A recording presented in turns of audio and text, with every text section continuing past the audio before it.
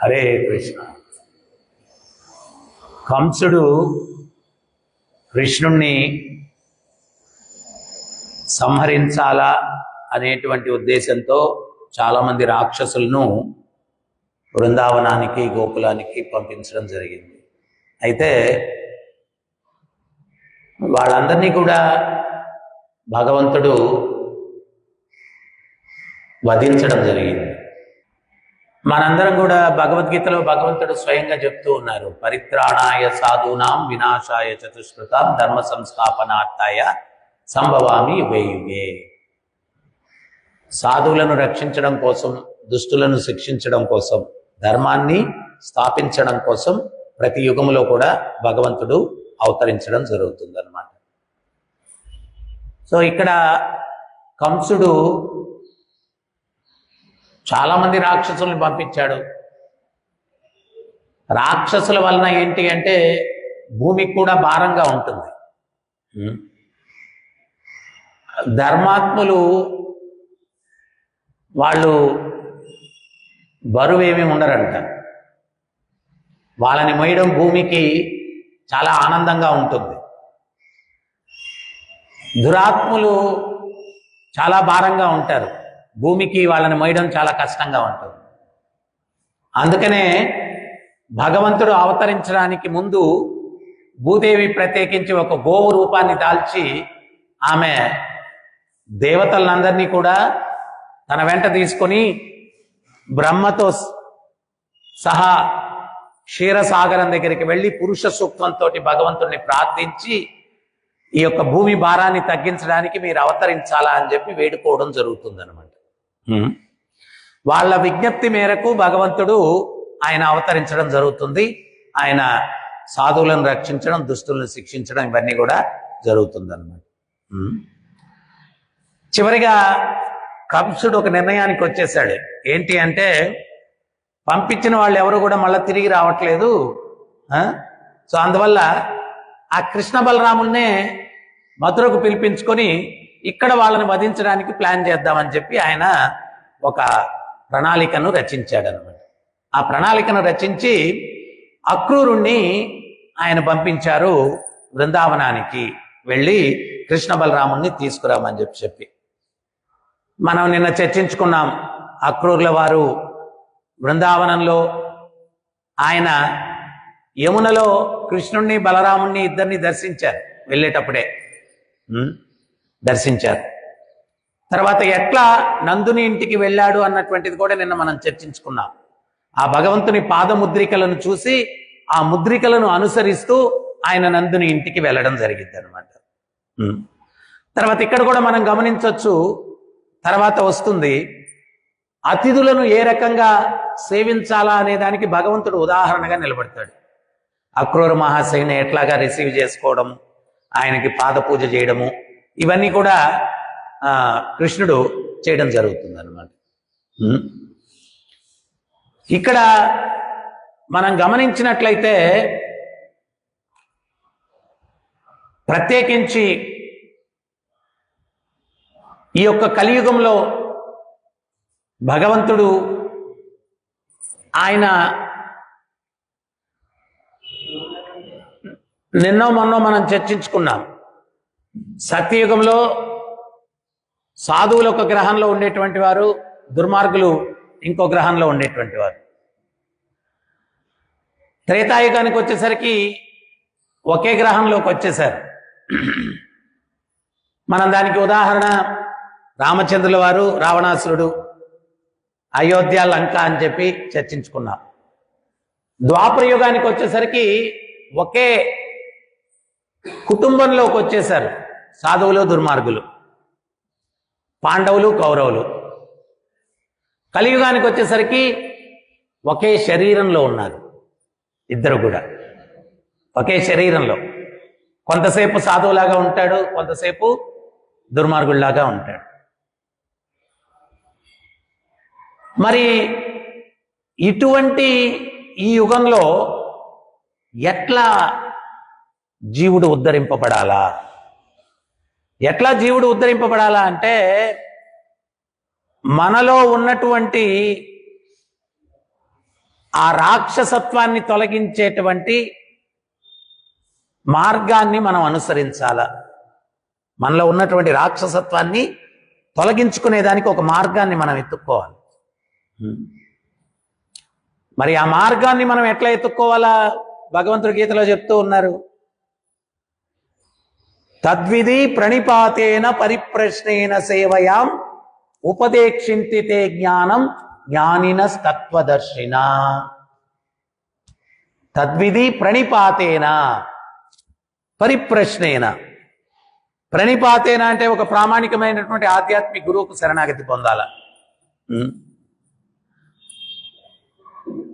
గురువుకి ఎందుకు శరణాగతి పొందాలా? భౌతికంగా రోగం ఉంటే మనం ఎవరి దగ్గరికి వెళ్తాం? ఆధ్యాత్మిక గురువు చైతన్యానికి ట్రీట్మెంట్ ఇచ్చేటువంటి డాక్టర్ అన్నమాట. చైతన్యానికి ట్రీట్మెంట్, ఆయన శరీరానికి ఇస్తాడు డాక్టరు ట్రీట్మెంట్. ఆధ్యాత్మిక గురువు మన యొక్క కాన్షియస్నెస్ చైతన్యానికి ట్రీట్మెంట్ ఇస్తాడు.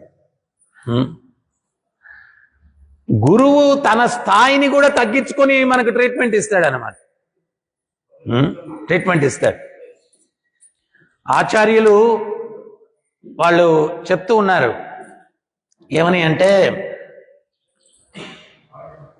సీతమ్మ తల్లి ఆమె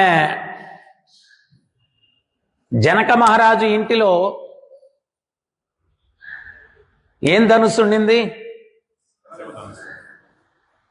ఆ శివధనుస్సుని సీతమ్మ తల్లి వీళ్ళందరూ కూడా కొన్ని వందల మంది ఏమో ఎత్తేవాళ్ళంట దాన్ని ఇల్లు శుభ్రపరిచేటప్పుడు. ఒకరోజు సీతమ్మ తల్లి ఆడుకుంటూ అట్లా వచ్చిందంట. 6 ఏళ్ళో 7 ఏళ్ళో ఉన్నాయంట. ఆ శివధనుస్సును చూసి ఆమె జస్ట్ ఎడం చేత్తో అటు తీసాడు, అట్లా పెట్టేసిందంట. ఈ పనులందరూ కూడా షాక్ అయిపోయారంట. మనం ఎంతమంది వెతుతాము, ఈ చిన్న బాలిక రాకుమార్తె ఎడం చేత్తో ఎత్తి మళ్ళీ అట్టు పెట్టేసింది. జనక మహారాజ్ దగ్గరికి వెళ్ళిపోయి చెప్పేశారంట, రాజా రాజా ఈరోజు ఒక అద్భుతం జరిగిందని. ఏంటంటే, మీ కుమార్తె ఎడం చేత్తో ఎత్తేసింది శివధనుసు. నేను జనక మహారాజు కంగారు వచ్చేసి సీతా సీతా అని పిలిచాంట. ఆమె వచ్చిందంట, ఏంటమ్మా శివధనుసుని ఎత్తావాను? మళ్ళా తిరిగి పెట్టేశాను తండ్రి గారు అనిందంట. మళ్ళా తిరిగి పెట్టేశాను తండ్రి గారు అనిందంట. వాళ్ళు అక్కడ లెక్కలు చెప్పడం ఏంటి అంటే 800 కేజీలు అంట దాని బరువు. 800 కేజీలు. అటువంటి శివధనుసుని సీతమ్మ తల్లి అవలీలగా ఎత్తేసింది అన్నమాట. అంటే ఇక్కడ శారీరకమైనటువంటి సౌష్ఠవం కాదు. ఇంతకు ముందు రోజుల్లో వ్యక్తులు, ఇప్పుడు సాధువులందరూ కూడా చాలా అల్పంగా ఉండేటువంటి వారు. వాళ్ళని చూస్తే పెద్ద పెద్ద రాజులు వీళ్ళందరూ కూడా గడగడగడ వణికేవాళ్ళు. ఎలువందంటే వాళ్ళ దగ్గర పవిత్రత ద్వారా వచ్చిన శక్తి వీళ్ళ శరీర సౌష్ఠవం కన్నా ఎక్కువ అది అనమాట. వాళ్ళ తపస్సు ద్వారా, వాళ్ళ యొక్క పవిత్రత ద్వారా వచ్చినటువంటి శక్తి వీళ్ళ శారీరక సౌష్ఠవం కన్నా ఎక్కువ అనమాట. సో తర్వాత స్వయంవరం చాటించారు. స్వయంవరం చాటిస్తే రాముల వారు ఎవరి వల్ల కాలేదు. వీడు రావణాసురుడు కూడా వచ్చాడండి. రావణాసురుడు కూడా స్వయంవరానికి వచ్చాడు. వాడు జనక మహారాజు దగ్గర చూశాడంట. ఆయన పుష్పక విమానంలో వెళ్తున్నాడంట రావణాసురుడు. వెళ్తే అక్కడ జనక మహారాజు అంతఃపురం దగ్గర చాలా బంగారు రథాలు ఇవన్నీ కూడా కోలాహలంగా ఉందంట. వీడికి ఆశ్చర్యం వేస్తుందంట. నాకు చెప్పకుండా, నాకు తెలియకుండా ఇక్కడ ఏదో జరిగిపోతా ఉందని చెప్పి టక్కన దిగి లోపలికి వెళ్ళాడంట. వెళ్తే జనక మహారాజు స్వయంవరం చాటించున్నారు. వీడికి ఎక్కడ లేని కోపం వచ్చేసింది. ఏ జనక, నాకు చెప్పకుండా స్వయంవరం నువ్వు ఏర్పాటు చేస్తావా అన్నాడు. జనక మహారాజు చాలా తెలివిగా, వీళ్ళందరూ కూడా ఏంటి అంటే మేధస్సు చాలా ఎక్కువగా ఉండేటువంటిది వీళ్ళకి. చాలా తెలివిగా, ఏ మంత్రి, మొదటి పత్రిక దశకంఠుడు రావణుడికే ఇమ్మని చెప్పాను కదా అన్నాడంట. ఆడికి అర్థమై, మంత్రికి కూడా అర్థమైపోయిందంట. అవునండి, ఇటు రావా సైనికుడు అని ఒకటి పిలిచాడంట. మొదట పత్రిక రావణాసురుడి గారికే కదా ఇమ్మన్నావు అన్నాడు. అవును స్వామి వెళ్ళామన్నాడు. వెళ్ళి మరి ఇవ్వలేదా అన్నాడంట. లేదు స్వామి, ధనుష్కోడి దాకా వెళ్ళాము, సముద్రం ఎట దాటాలో అర్థం కాలేదు, లంక అది సముద్రం దాటి వెళ్ళాలి కదా, చాలా ప్రయత్నం చేశాము, తర్వాత చివరికి సముద్రుడికి అప్పగించి రావణాసుడికి అప్పగించమని చెప్పి ఏట్లో వేసి వచ్చినాం, సముద్రంలో వేసి వచ్చాం. సముద్రుడికి అప్పగించాం, ఇన్విటేషన్ ఇమ్మని చెప్పి రావణాసుడికి ఇమ్మని. అంటే ఒక రకంగా చెప్పాలంటే మన పెద్దలు చెప్తారు ఏట్లో పడేసి వచ్చాం అన్నట్టుగా, సముద్రంలో పడేసి వచ్చేసాడు వాళ్ళు తెలివిగా. సరే, జరిగింది ఏదో జరిగిపోయింది, మీ అమ్మాయికి చెప్పండి నాకు వరమాలు వేసేయమని చెప్పి అన్నాడు. అట్ట కాదండి, అట్ట కుదరదు, ఈ శివధనుసు విరచాల, వాళ్ళకే స్వయంవరం, అది చాటింపు అని చెప్పి. శివధనుసా? కైలాసాన్నే ఎత్తినోండి నేను, ఈ శివధనుసు ఒక లెక్క నాకు.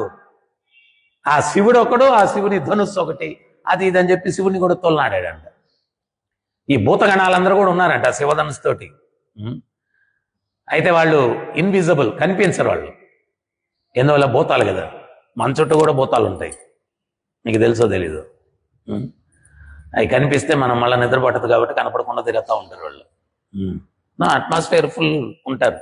అంత భక్తులుగా ఉండే వాళ్ళు ఇక్కడ కూడా ఉండొచ్చు, భాగవతం వినడానికి వచ్చి ఉండొచ్చు, చెప్పలేము మనం. సో వాళ్ళందరికీ కోపం వచ్చిందంటే శివుడిని అంటా ఉన్నారు అని చెప్పి వాళ్ళందరూ ఏం చేశారంటే ఆ శివధనుసు మీద కూర్చున్నారండి. వీడు ఎట్టెత్తాడో చూద్దాము, మన శివుణ్ణి వీడు అవమానిస్తాడని చెప్పి ఆ శివధనుసు మీద కూర్చున్నారండి వీళ్ళందరూ కూడా. మనోడు మొదట ఏలు పెట్టాడంట, తర్వాత చేయి పెట్టాడంట, తర్వాత ఒక చేయి వాళ్ళు కాలేదు 2 చేతులు పెట్టాడు అని చెప్పి లాస్ట్కి వాళ్ళందరూ కూడా ఎంత కోపంగా ఉన్నారు అంటే కొంచెం ఎత్తాడంట, ఎత్తేసరికి వాళ్ళందరూ ఒక్క ఉదుటున అని ఊదారంట, ఢమ్మని పడిపోయాడంట, శివధనుసు మీద పడిపోయిందంట. అప్పుడు రాముల వారు వచ్చి కొంచెం ఎత్తితే మళ్ళా సరే రాముల వారిని ఎత్తమన్నారంట విశ్వామిత్రుల వారు. ఆయన ఎత్తేసి దాన్ని విరిచేశారన్నమాట. విరిచేస్తే ఆజానుబాహుం, రాముల వారు ఏంటి ఆజానుబాహుడు. చరిత్ర ఏం చెప్తుందంటే ఆయన 16 feet ఏమో ఉన్నారంట రాముల వారు, 16 అడుగులు. సీతమ్మ తల్లి ఏమో చాలా షార్ట్ అన్నమాట, ఈమె 5'5" ఈమె ఉండేదంట. ఈయన శివధనుసు ఇచ్చేశారు అంటే స్వయంవరంలో నెగ్గేశారు కదా, ఇంకా వరమాల రాముల వారికి వేయాలన్నమాట. ఈయన రాజస్వం అన్నమాట. ఈయన అట్లాగే టీవీగా నిలబడి ఉన్నారంట. అంటే సూర్యవంశం రఘువంశం ఎవరికి తల వంచేది కాదు, మరి ఇక్కడ తల వంచడం ఏంటి అనేటువంటి ఫీలింగ్లో రాముల వారు ఉన్నారంట. ఆయన తల ఇట్లా ఎత్తుకొనే ఉన్నారంట. ఎత్తుకొనే ఉంటే ఈమెమో ఎగురుతా ఉందంట, వేయడానికి అందట్లేదు, వేయాలంటే మాల. లక్ష్మణుడు గమనించాడంట. గమనించి ఆయన ఆ ధనుస్సును విరిచాడు, దానికి కంగ్రాట్స్ చెప్పాలన్నట్టుగా, అభినందనలు పలకాలన్నట్టుగా రాముల వారి దగ్గరికి వచ్చేసి పాదాల మీద పడిపోయాడంట. పాదాల మీద ఎప్పుడైతే పడ్డాడో లక్ష్మణ స్వామి, అప్పుడు రాముల వారు ఏంటి అంటే ఆయన లేవనెత్తడానికి వంగాడంట. అప్పుడు సీతమ్మ మెళ్ళో వేసేస్తుంది.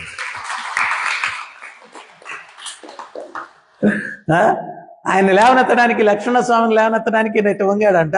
అప్పుడు సీతమ్మ తల్లి మెళ్ళో వరమాల వేసేసిందంట. ఇక్కడ ఆచార్యులు ఏం చెప్తున్నారు అంటే లక్ష్మణుడు ఎవరు?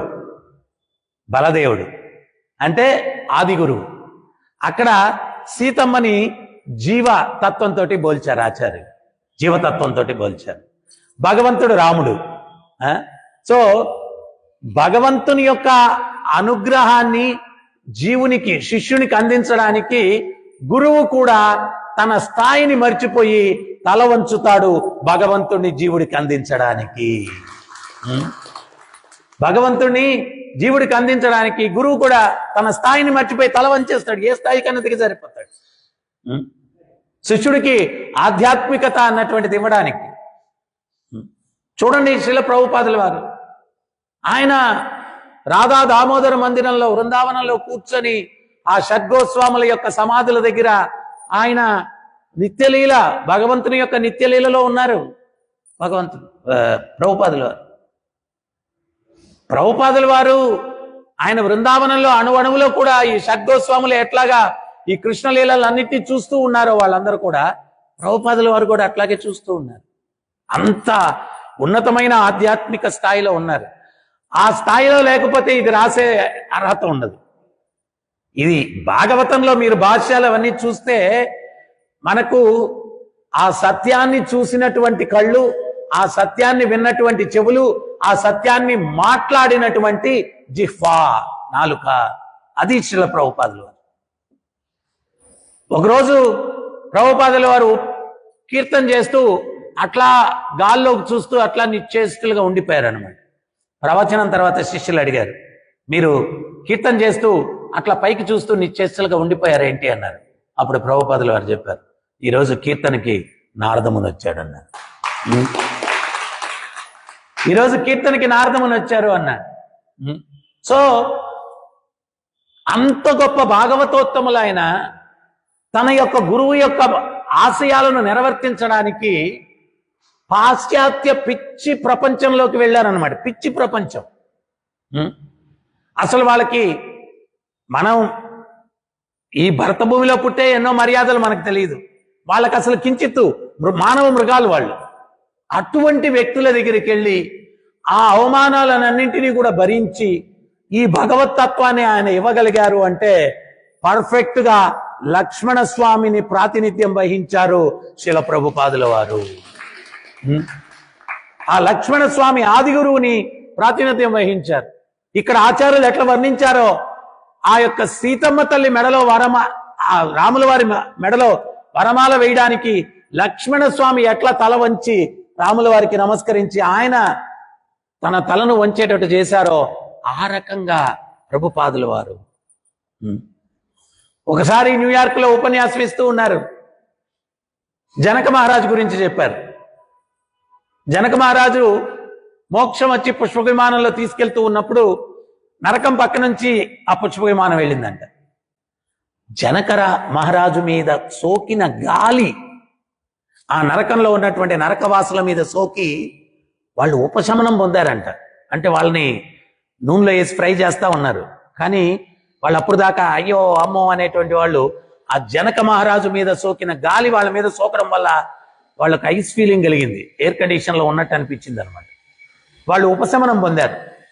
ఆ ఉపశమనానికి కారణము జనక మహారాజు యొక్క ఉపస్థితం అని అర్థమైంది వాళ్ళకి. అంటే ఆధ్యాత్మిక ఉన్నతి సాధించినటువంటి వ్యక్తి యొక్క ఆరా, వాళ్ళ ఉపస్థితమే ఎటువంటి. ఫర్ ఎగ్జాంపుల్ గురు మహారాజు వచ్చారు మన టెంపుల్కి, ఆ 2 రోజులు ఎట్లుంటుంది? హోల్ వైబ్రేషన్ అంతా కూడా అసలు ఏదో ఒక పండగ వాతావరణం ఆటోమేటిక్గా వచ్చేస్తుంది అనమాట. సో ఒక ఉన్నతమైన వైష్ణవులు ఉంటే వాళ్ళ యొక్క ఉపస్థితం మనకు తెలుస్తుంది. సో అప్పుడు వాళ్ళందరూ విజ్ఞప్తి చేసుకున్నారంట, అయ్యా మీ మీద సోకిన గాలే మాకింత ఉపశమనం కలిగించిందంటే మీరు నరకంలో ఉండిపోండి స్వామి, మాకింకా బాగుంటుంది.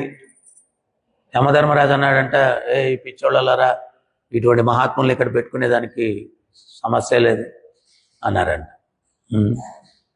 అంటే ఆయన సిద్ధమైపోయాడంట నరకంలో ఉండడానికి. కానీ యమధర్మరాజు చెప్పాడంట, అబ్బే కుదరదు, ఇటువంటి మహాత్ములు ఇక్కడ ఉండడానికి లేదు. సో ఈ యొక్క సందర్భాన్ని ప్రభుపాదుల వారు చెప్పినప్పుడు ఆయన శిష్యులు అడిగారనమాట, ఏమని అంటే, ప్రభుపాద్ మీకేమన్నా ప్లాన్ ఉందా నరకంలో పోయి ప్రచారం చేయడం? అప్పుడు ప్రభుపాదుల వారు చెప్పారు, నేను ఆల్రెడీ నరకంలోనే ప్రచారం చేస్తా ఉన్నానన్నారు. న్యూయార్క్కి నరకానికి ఏం వ్యత్యాసం లేదండి. న్యూయార్క్కి నరకానికి ఏం వ్యత్యాసం లేదు. సో నరకతుల్యమైనటువంటి ప్రదేశాలకు వెళ్ళి ఈ భగవతత్వాన్ని ఎంతో శ్రమకు ఓర్చి నొప్పికి ఓర్చి ప్రభుపాదుల వారు ప్రచారం చేస్తారు. అంటే గురువు అంటే హెవీ, చాలా బలమైనటువంటి, తర్వాత ఎంతో కరుణ కలిగి ఉంటారు. వాళ్ళ దృష్టి అంతా కూడా ఈ జీవుల్ని ఎట్లా ఉద్ధరింపజేయాలా, ఎట్లా ఉద్ధరింపజేయాలా, ఇదే ఆలోచన ఉంటుంది. ఇంకా వేరే ఆలోచన ఏముండదు. అందుకనే ప్రభుపాదుల వారు చూడండి, వాళ్ళ గురువు గారి ఉపదేశాలు పొందిన దగ్గర నుంచి కూడా ఎంత ప్రయత్నాలు చేశారు, ఈ తత్వాన్ని ప్రపంచం అంతా ప్రచారం చేయాలని ఎంత ప్రయత్నం చేశారు.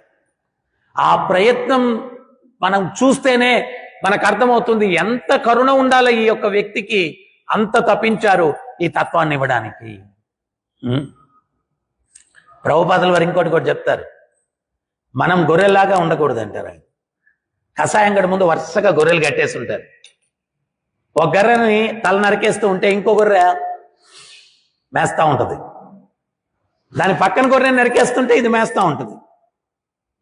అంటే దాని అర్థం ఏంటి అంటే, ప్రభుపాదుల వారు చెప్పింది, ఈ భగవత్ తత్వం తెలియక విలువైన మానవ జీవితాన్ని ఎంతో మంది వ్యర్థం చేసుకుంటూ ఉన్నారు. మరి నువ్వు దీని విలువ తెలుసుకొని నువ్వు నీ యొక్క ఏదో నా ప్రసాదం నేను తిన్నానా, నా యొక్క సుఖంగా ఉందా పరిస్థితి, అంతేగాని అరే ఈ తత్వాన్ని నేను ప్రచారం చేయాలా అన్నటువంటి తపన లేకపోతే నువ్వు ఆ గొర్రెతో సమానం అన్నారు ప్రభుపాదులు. ఈ తత్వాన్ని నేను ప్రచారం చేయాలా, వాళ్ళందరూ ఈ భగవత్ తత్వం కృష్ణ చైతన్యం తెలియక ఈ యొక్క అజ్ఞానాంధకారంలో పడి అల్లాడుతూ ఉన్నారు. వాళ్ళని ఆ స్థితి నుంచి విముక్తిని కలిగించాలా అంటే మనలో కరుణ ఉండాలి. అట్ట కరుణ లేకుండా సేఫ్ జోన్లో ఉన్నాను, నేను కంఫర్ట్గా ఉంది, చాలు, ఇంతకన్నా ఏముంది నా కంఫర్ట్.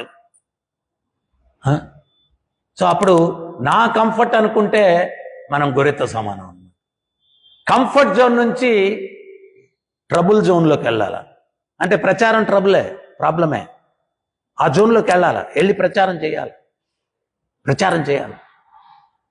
ప్రచారంలో సమస్యలు ఉంటాయి. ఏం ప్రభుపాదుల వారికి ఒక దుర్మార్గుడు కత్తితో పొడి చేయడానికి వచ్చేసారు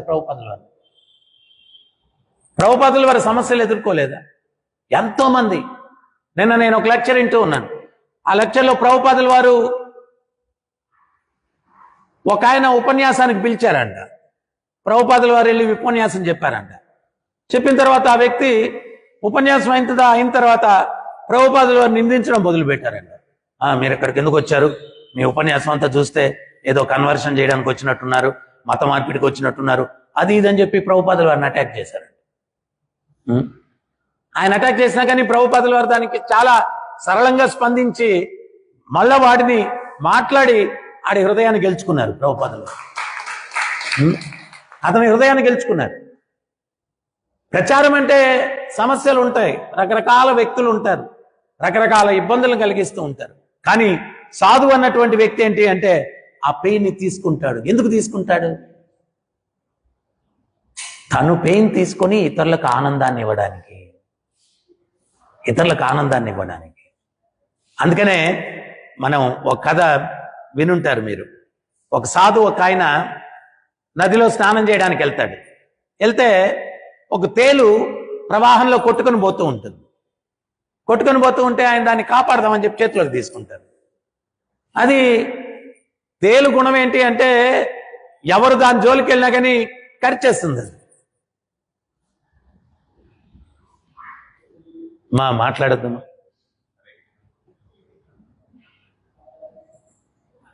వాళ్ళు మన లోకంలో లేరు, ట్రాన్స్లో ఉన్నారు. సో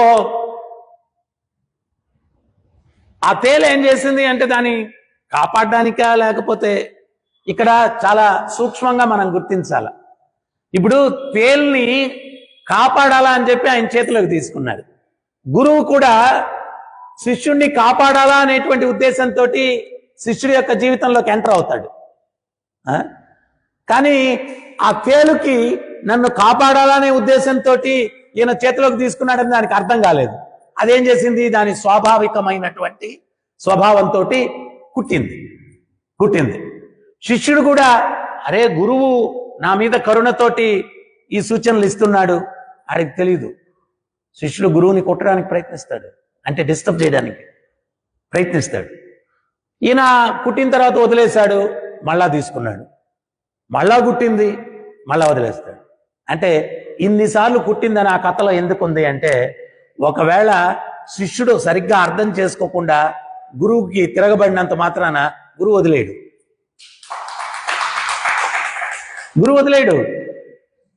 గురువుని అవమానిస్తాడు శిష్యుడు, కష్టపెడతాడు, కానీ మళ్ళా ప్రయత్నం చేస్తాడు, మళ్ళా వెళ్తాడు, మళ్ళా వెళ్ళి. సో ఎన్నోసార్లు ఆ తేలు కుట్టింది, ఎన్నోసార్లు చేతిలోకి తీసుకున్నాడు. ఒక చేపలు పట్టేవాడు ఆ నది ఒడ్డున కూర్చొని ఉన్నాడు. ఇదంతా గమనించాడు. గమనించి, ఏమయ్యా పెద్ద మనిషి, ఆ తేలు అన్నిసార్లు కొడుతుంటే దాని చేత కుట్టించుకుంటూ ఎందుకయ్యా స్వామి తీసుకున్నావన్నా. ఎందుకయ్యా స్వామి తీసుకున్నావు? అప్పుడు ఆ గురువు చెప్పాడు, నేను దాన్ని కాపాడాలా అనే ఉద్దేశంతో చేతిలోకి తీసుకుంటున్నాను, అదేమో దాని స్వభావం మానట్లేదు. దాని దగ్గరికి ఎవరు వెళ్ళినా కొట్టడమే దాని స్వభావము. ఎన్నిసార్లు ప్రయత్నించినా దాని స్వభావం అది మాన్నప్పుడు నేను సాధువుగా జీవకరుణ కలిగి ఉండాలా, జీవులను కాపాడాలా, నా స్వభావాన్ని నేను ఎందుకు మార్చుకోవాలా? అందుకని కాపాడుతా ఉన్నాను. నా స్వభావాన్ని నేను ఎందుకు మార్చుకోవాలా? నేను అందుకని నా స్వభావాన్ని నేను మార్చుకోను, నేను కాపాడమే నా స్వభావం. సో మనం ఏంటి అంటే ఈ యొక్క తత్వం ప్రచారం అనేది చేసేటప్పుడు సమస్యలు వస్తాయి. ఆ సమస్యలకు బెదిరి మనం ప్రచారం ఆపకూడదు. భక్తి సిద్ధాంత సరస్వతి మహారాజులు వారు చెప్పారు, నిజమైన స్వామి భక్తుడు ఎవరయ్యా అంటే వాడి మొండెం తెగి పక్కన పడిపోయినా కానీ చివరి శ్వాస వదిలేలోపు కత్తిని ఇసురుతాడంట.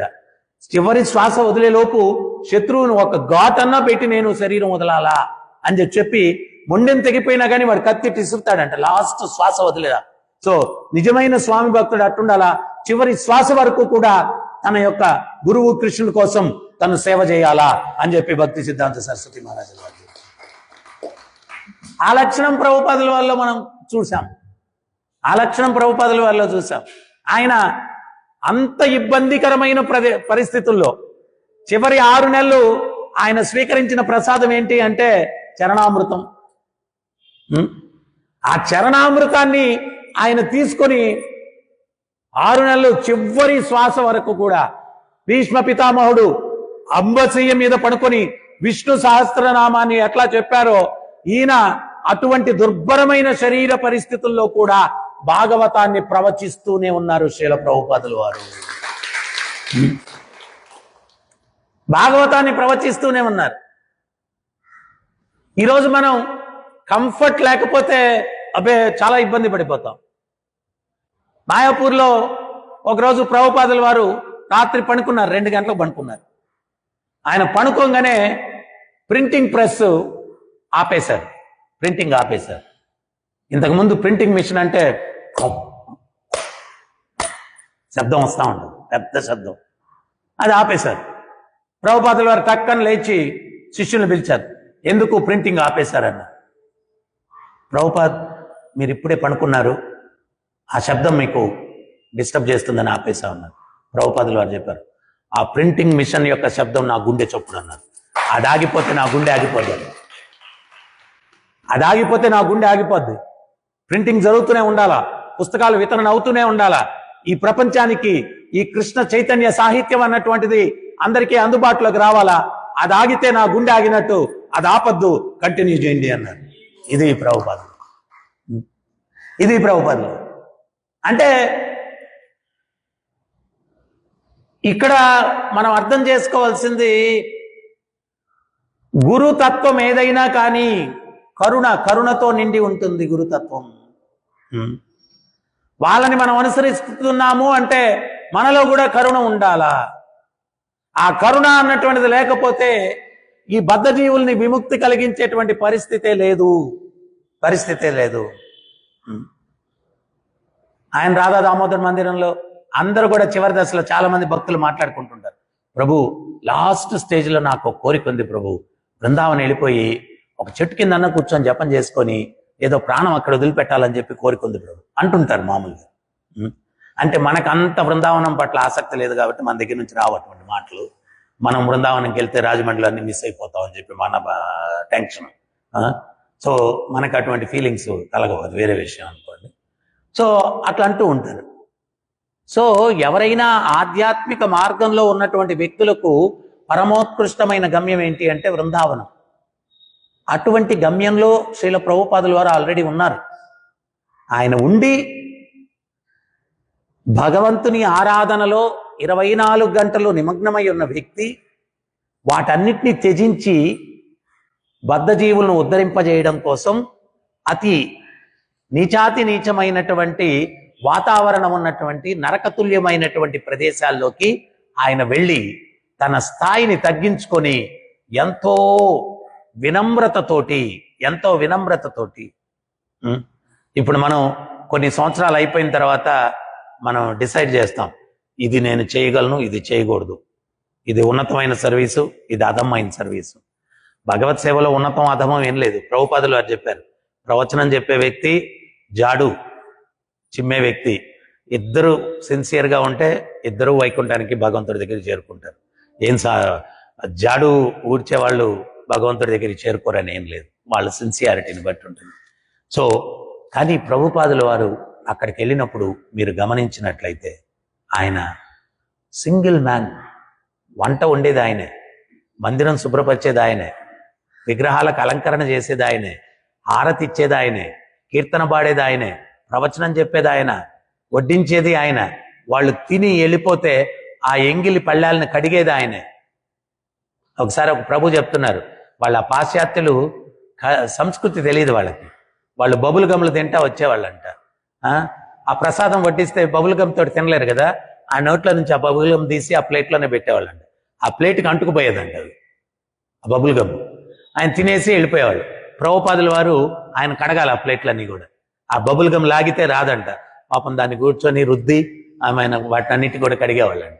అంటే అప్పట్లో ఏంటంటే ఈ లీఫ్ ప్లేట్లు ఇవన్నీ తర్వాత భారతదేశం నుంచి ఇంపోర్ట్ చేసుకోవడం, వీటని అప్పుడు ఏదో ఒక 10 ప్లేట్లు పెట్టుకుంటే వాటినే మళ్ళీ కడుక్కొని మళ్ళీ వాటినే పెట్టుకొని అవన్నీ చదువుతూ ఉంటే ప్రభుపాదుల వారు అవన్నీ చేశారు అంటే మనం అసలు ఏంటి ఆయన ముందు అంత పరమ పవిత్రమైనటువంటి భగవంతుడు భవిష్యవాణి చెప్పినటువంటి వ్యక్తి ఆయన.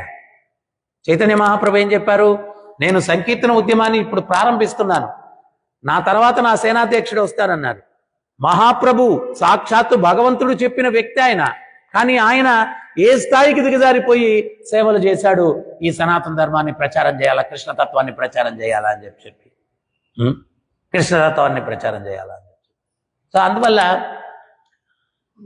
చైతన్య మహాప్రభు నమో మహావదన్యాయ కృష్ణ ప్రేమ ప్రదాయతే, చాలా కరుణామూర్తి అయినటువంటి అవతారం, కృష్ణ ప్రేమను పంచడానికి చైతన్య మహాప్రభు వచ్చారు.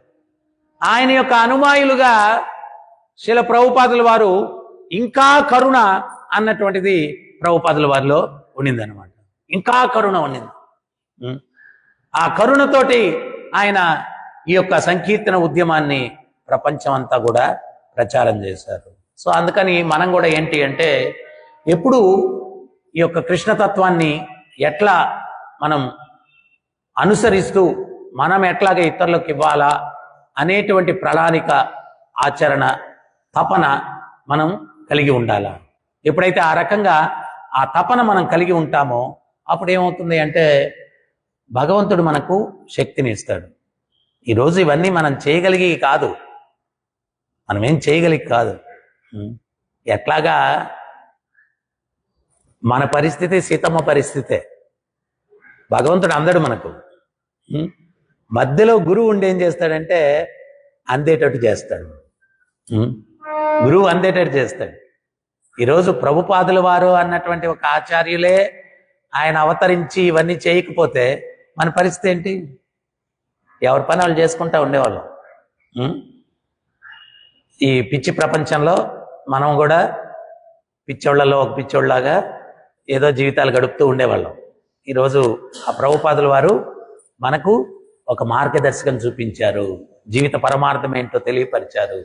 ఈ విలువైన మనుష్య జీవితాన్ని పొందిన తర్వాత ఏం చెయ్యాలా అనేటువంటి మార్గదర్శకాన్ని చూపించారు.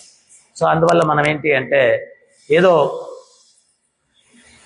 జీవితం అట్లా గడిచిపోతూ ఉంది అని కంఫర్ట్ జోన్ అనేది కాకుండా వాళ్ళు ఎంత శ్రమించారో మనం ఎంత శ్రమించాలా ఈ తత్వాన్ని ఇతరులకు ఇవ్వడానికి. ప్రభుపాదుల వారు చాలా సందర్భాల్లో చెప్పారు, గోలోక బృందావనానికి మనం వెళ్ళినప్పుడు మనం ఒక్కరమే వెళ్తే భగవంతుడు అభినందించడంట. భగవంతుడు మనం ఎంటర్ అయినప్పుడు అసలు మనల్ని చూడంట, మన వెనకాల చూస్తాడంట. వీడు ఎంతమందిని తీసుకొస్తున్నాడు. మనం చేతులు గించుకొని ఒక్కరమే వెళ్ళాను అనుకోండి, అరే వీడేంటారు ఆయన చాలా పిసినారోడు ఉన్నట్టున్నాడు, కృపణుడు, వీడు ఎవరిని చెప్పలేదు కృష్ణతత్వం అని చెప్పి. మరి మీకు అనిపించవచ్చు మనం వెళ్ళంగానే మనతోటి అందరూ వచ్చేస్తారా అని. అంటే ఎవరెవరికి నువ్వు సీడ్ వేసావో వాళ్ళందరూ నీ కథ.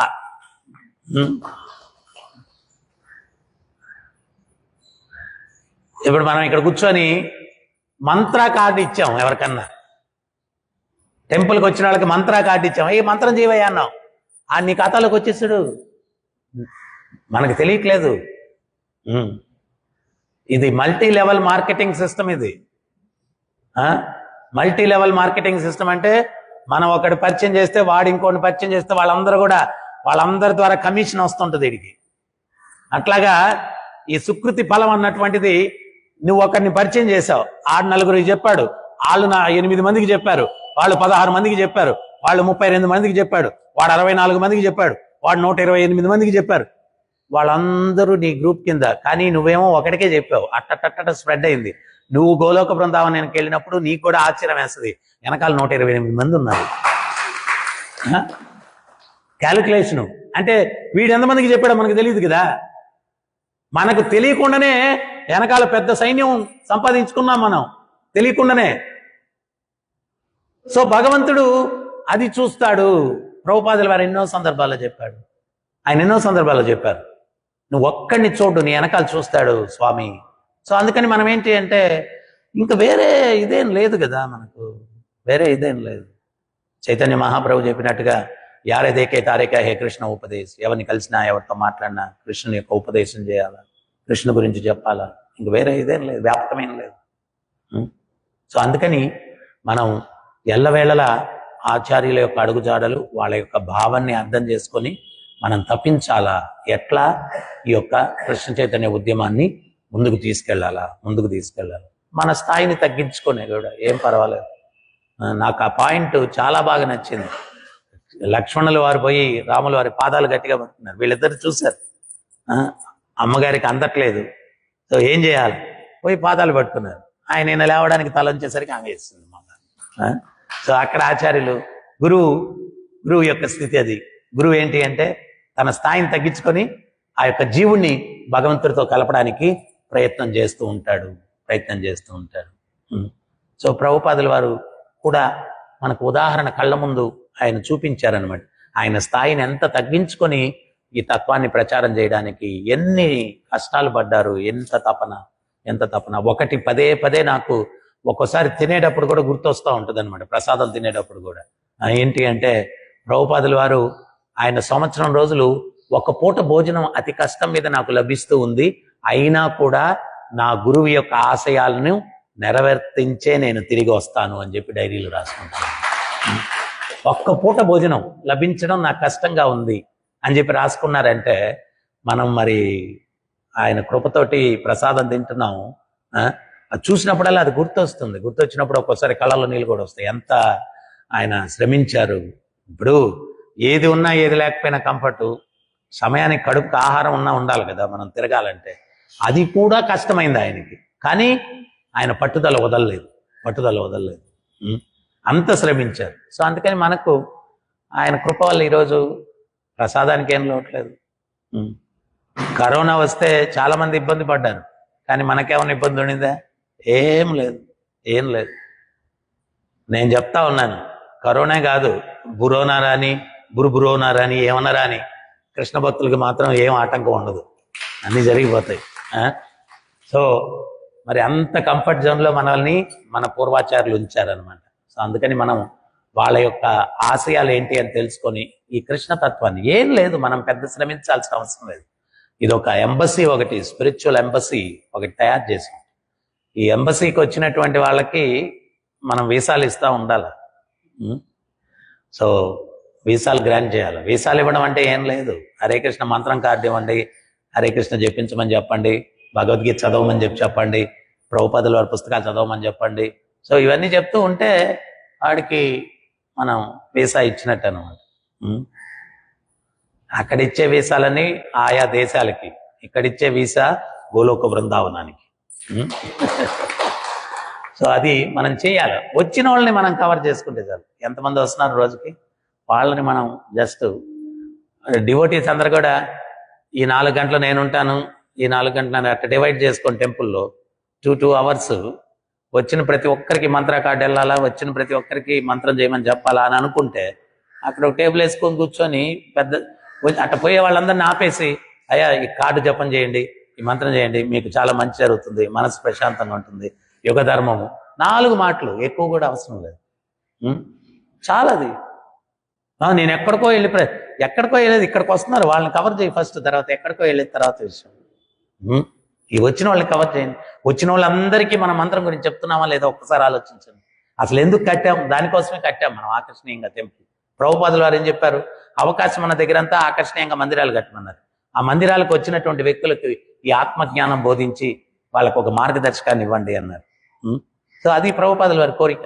సో ఏదో కష్టపడి కట్టాం, వస్తున్నారు. వచ్చిన వాళ్ళకి ఈ యొక్క సనాతన సంస్కృతి, ఈ యొక్క ధర్మం, ఈ ధర్మం తెలియకే వాళ్ళు దుఃఖాలు పడుతున్నారు. ఎప్పుడైతే ఈ ధర్మం తెలుసుకుంటారో, కర్మ సిద్ధాంతం తెలుసుకుంటే ప్రతి ఒక్కరికి పుణ్యం పాపం, ఇప్పుడు కష్టాలు వస్తున్నాయి. ఎందుకు కష్టాలు వస్తున్నాయి? నువ్వు పాపం చేస్తున్నావు కాబట్టి కష్టాలు వస్తున్నాయి. ఏది పుణ్యం ఏది పాపం భగవద్గీతలో చెప్పారు. ఆ పాపం చేయడం వదిలేసాం అనుకో, నీకు కష్టం రాదు. చాలా మంది అంటారు, మీరు హాస్పిటల్ కట్టొచ్చు కదా, ఇంకోటి కట్టొచ్చు కదా. మేము దానికన్నా ఉన్నతమైన కార్యం చేస్తున్నాం. కష్టం వస్తే పరిష్కారం మీరు చూపిస్తున్నారు హాస్పిటల్ కట్టి, కష్టమే రాకుండా ఉండేటట్టుగా మేము మార్గం చూపిస్తా ఉన్నాం. Prevention is better than cure. అని పాపమే చేయొద్దురా బాబు అంటే, వాడు పాపమే చేయకపోతే వాడికి అసలు రోగమే రాదు, రోగం రాకపోతే వాడికి హాస్పిటల్ అవసరమే ఉండదు. సో పాపమే చేయకుండా చేస్తున్నాం. సో అది మనం చెయ్యాలి. అది ఆచార్యులు మన నుంచి కోరుకున్నారు. మనిషికి మార్గదర్శకం ఇవ్వాలి. వాళ్ళకి తెలియదు ఎట్లా నా గడపాలో తెలియదు. వాళ్ళు పిచ్చి పిచ్చిగా పాపాలన్నీ చేసేసి కష్టాలు వస్తే ఆయనకి ఏడుపులు, వాటికి దుఃఖాలు, ఒక కష్టాన్ని నుంచి తప్పించుకునేదానికి ఇంకో 10 పాపాలు చేసి ఇంకొన్ని కష్టాలు అంటగట్టుకోవడం, ఇవన్నీ జరుగుతుంది. ఎందుకు? వాళ్ళకి ప్రాపర్ గైడెన్స్ లేని దానివల్ల. సో మనం ఆ మార్గదర్శకం ఇవ్వాలి, సాధువుగా ఆ మార్గదర్శకం ఇవ్వాలి. సో అందువల్ల ఇక్కడ అక్రూర మహాశయుడు ఆయన బయలుదేరారు బృందావనానికి. సో టాపిక్ ఈరోజు మనం ఎక్కడి నుంచి మొదలు పెట్టామంటే, అసలు భగవంతుడు అందరూ రాక్షసుల్ని, కంసుడు పంపించినటువంటి రాక్షసులందరినీ కూడా సంహరించాడు. సో భగవంతుడు ఎందుకు వస్తాడు? పరిత్రాణాయ సాధూనాం వినాశాయ చతుష్కృతం ధర్మ సంస్థాపనార్థాయ సంభవామి యుగే యుగే. సో మన టాపిక్ ఈరోజు అక్కడి నుంచి మొదలైంది. ఎందుకని భగవంతుడు వస్తాడు అంటే, సాధువులను రక్షించడానికి, దుష్ట సంహారం చేయడానికి. సో కంసుడు పంపించిన దుష్టులందరినీ కూడా సంహరించేశాడు. దాంతో కంసుడు కొత్త ప్రణాళిక, అంటే అందరూ ఆయన టీం అంతా అయిపోయింది, ఇంకా ఆయనే మిగిలాడు కాబట్టి వినాశకాలే విపరీత బుద్ధి అంటారు. ఎవడన్నా వినాశనం అవ్వాలంటే వాడికి విపరీత బుద్ధి వస్తుంది.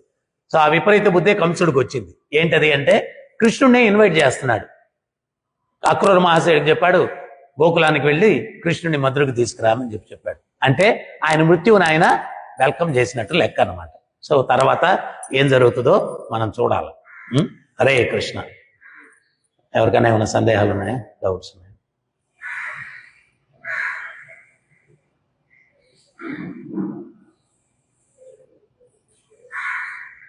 సూత మహాముని ప్రశ్నలు అడుగుతారు. సూత జానాసి భద్రంతే, దాంట్లో భద్రంతే అంటే మీకు శుభం కలుగుతారు అంటే ప్రవచనం చెప్పారు. ఇది కింద కూర్చున్న వాళ్ళు వాటిని మీకు శుభం కలుగుతాక రక్ష.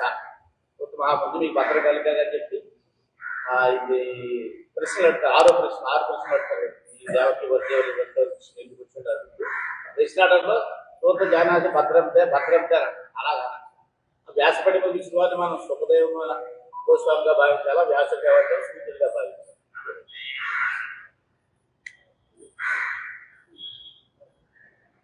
మనం ఒకటి గమనించాల్సింది ఏంటి అంటే, సూత గోస్వామి భాగవతాన్ని అక్కడ చెప్తున్నప్పటికీ కూడా అక్కడ వచ్చినటువంటి వ్యక్తులందరూ కూడా చాలా చాలా గొప్ప వ్యక్తులు. ఆయన కన్నా ఉన్నత స్థాయిలో ఉన్నటువంటి వాళ్ళు కూడా ఉన్నారు. అంటే ఇక్కడ మనం ఏంటి అంటే, భాగవతానికి కూర్చోవాలా అంటే ఆయన సరిగ్గా చెప్తాడో, ఆయన చెప్తే మనం ఎందులో కూర్చునేది, రకరకాల క్యాలిక్యులేషన్స్ ఉంటాయి. కొంతమంది టెంపుల్లో ఉన్నా కానీ అసలు ఫుల్ టైం ఉండేవాళ్ళు కూడా భాగవతం చూడండి చాలా మంది కనపడరు అసలు. అంటే వాళ్ళు వ్యాసుల వారి కన్నా పైన పరంపరలో ఉండేవాళ్ళు అనమాట వాళ్ళందరూ కూడా. సో అక్కడ కూర్చున్న వ్యక్తులు చాలా చాలా గొప్ప మేధావులు ఉన్నారు. సో అటువంటి మేధావులు భద్రంతి ఆశీస్సులు ఇవ్వడంలో తప్పేం లేదు సూత గోస్వామికి. వాళ్ళు అంత ఉన్నత స్థితిలో ఉన్నప్పటికీ కూడా ఈ యొక్క వ్యాసాసనం అన్నారు. వ్యాసుల వారిని ఎవరు దాని మీద కూర్చున్నా కానీ వ్యాసాసనం అనేది దేనికన్నారంటే వ్యాసుల వారిని రిప్రజెంట్ చేస్తున్నారు. వాళ్ళు వ్యాస భగవాను రిప్రజెంట్ చేస్తున్నారు. సో ఆ పరంపరలో వచ్చే వాళ్ళు ఎవరైనా కానీ వ్యాసుల వారిని రిప్రజెంట్ చేసినట్టే. సో వాళ్ళు అందుకని చెప్పి వాళ్ళందరూ కూర్చుంటున్నారు. తర్వాత ఇంకోటి ఏంటి అంటే వాళ్ళు అంత గొప్ప మేధావులు కాబట్టి, గొప్ప గొప్ప వ్యక్తులు కాబట్టి, పరమహంసలు కాబట్టి వాళ్ళ ఆశీస్సులు ఇవ్వడంలో తప్పేం లేదు.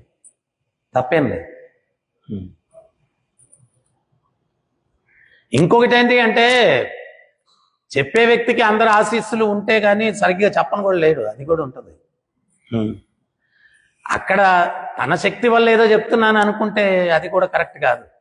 పరంపర యొక్క ఆశీస్సులు. నాకెంతో మంది ప్రత్యేకించి మనం మొదట ప్రేయర్ చేస్తాం. ఆ ప్రేయర్స్లో హృదయంలో ఆ పరంపరని మనం నిజంగా కోరుకోవాలి. ఏమని అంటే ఈరోజు మీ పవిత్రత వల్ల ఏదో పలికించండి స్వామి అని చెప్పి ఆ పరంపరని మనం కోరుకోవాలి. అందుకనే ఒక్కోసారి భక్తులు వచ్చి చెప్తారు. నాకు కూడా ఒక్కో సందర్భంలో టాపిక్ సడన్గా సైడ్ ట్రాక్ తీసుకొని ఏదో ఒకటి మెసేజ్ చెప్పి మళ్ళీ ట్రాక్లోకి వచ్చేస్తాం. అది ఎందుకు అట్లా జరిగింది అనేది నాకు అర్థం కాదు. తర్వాత ఒక్కోసారి చాలా సందర్భాల్లో ప్రవచనం అయిపోయిన తర్వాత కొంతమంది వచ్చి నేను ఈరోజు ఈ సమస్యతోటి వచ్చాను ప్రవచనానికి, కరెక్ట్గా ఆ పాయింట్నే మీరు కవర్ చేశారు, నాకు క్లియర్ అయిపోయింది అంటారు. సో పరమాత్మకి తెలుసు వచ్చిన వాళ్ళలో ఏ సమస్యతో వచ్చారని. అందుకని కొంచెం డీవియేషన్ చేసుకొని వెళ్ళి అక్కడ ఆ పాయింట్ చెప్పి మళ్ళా ఆ ట్రాక్లోకి వెళ్ళిపోతాం. అది ఎందుకంటే వాళ్ళకి అది క్లియర్ అవ్వాలి, లేకపోతే వాళ్ళు ఆ రోజు కలత చెంది ఉంటారు. సో వాళ్ళకి అది క్లియర్ చేయడానికి ఆ ట్రాక్ అటు తప్పించి ఆ మెసేజ్ ఇప్పించేసి మళ్ళీ ట్రాక్లోకి తీసుకెళ్ళిపోతాడు పరమాత్మ. తర్వాత మనం అనుకున్నవన్నీ చెప్పగలమా అంటే అది కూడా కాదు. ఆయన వినే వాళ్ళకి ఏం అవసరమో మనం ఏం చెప్పాలో, తర్వాత మనం మరీ ఓవర్గా చెప్పేసి అందరూ అభినందించేస్తే మళ్ళా ఇవేమన్నా వస్తాయో ఎన్ని లెక్కలేసుకోవాలి పరమాత్మ హృదయంలో కూర్చొని. అవన్నీ క్యాలిక్యులేట్ చేసుకొని ప్రతి పదం కూడా వచ్చేటట్టుగా ఆయన రిలీజ్ చేస్తుంటాడు అనమాట ఇక్కడ నుంచి. సో ఇవన్నీ ఆధ్యాత్మిక దృష్టితో చూడాలి మనం, అంతేగాని భౌతికంగా అర్థం కావు ఇవి. సో అందువల్ల అసలు అక్కడ 80 లక్షల మందో ఏదో చెప్తారు ఆడ కూడినటువంటి వాళ్ళు ఆ యొక్క నైమిషారణ్యంలో. అన్ని వాళ్ళందరూ అంతమంది వచ్చి నారదుల వారు కూడా ఉన్నారు, నారదుల వారు కూడా వచ్చారంటారు. సో వీళ్ళందరూ అంత మహాత్ములు, మరి వాళ్ళందరూ శుభమస్తు అంటే తప్పే ఉందా? వాళ్ళు చాలా ఉన్నత స్థాయి. కానీ ఇక్కడ మేము ఉన్నత స్థాయిలో ఉన్నాము, ఆయన చెప్తే పిల్లోడు మనం వినేదేంటి? అది లేదు, అది లేదు. భాగవతం భాగవతమే, ఎవరు చెప్పినా వినొచ్చు, దాంట్లో తప్పేం లేదు. ఇంకేమైనా సందేహం ఉంది?